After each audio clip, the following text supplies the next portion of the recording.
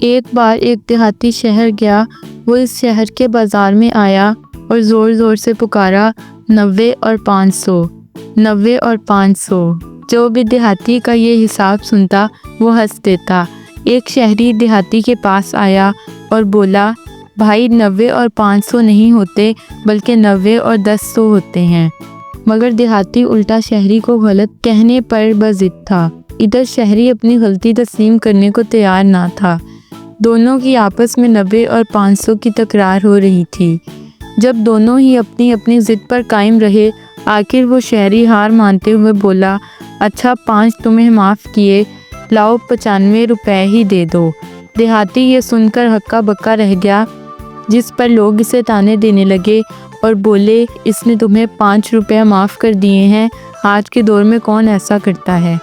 مرتا کیا نہ کرتا، دیہاتی نے اپنی جیب سے 95 روپے گن کر شہری کو دے دیے اور پھر بدلہ لینے کی ٹھان لی۔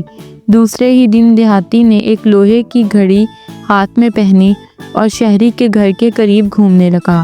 آخر شہری، جس کا گھر دیہاتی پہلے ہی دیکھ چکا تھا، گھر سے باہر آیا تو دیہاتی اس کے قریب تیزی سے آیا اور بولا، بھائی میں برباد ہو گیا، لٹ گیا، میری بازار میں جیب کاٹ لی گئی، یہاں تک کہ میرے پاس گاؤں واپس جانے تک کے پیسے نہیں ہیں، مہربانی کر کے مجھے کچھ رقم دے دو اور یہ گھڑی گروی رکھ لو۔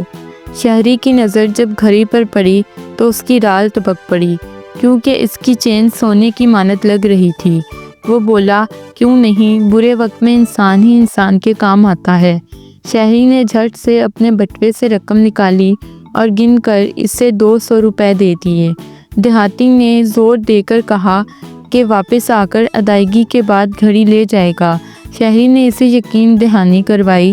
دیہاتی رقم لے کر خوشی خوشی گاؤں آ گیا۔ جب کافی دیر تک وہ لوٹ کر نہ آیا تو شہری کا ماتھا ٹھنکا۔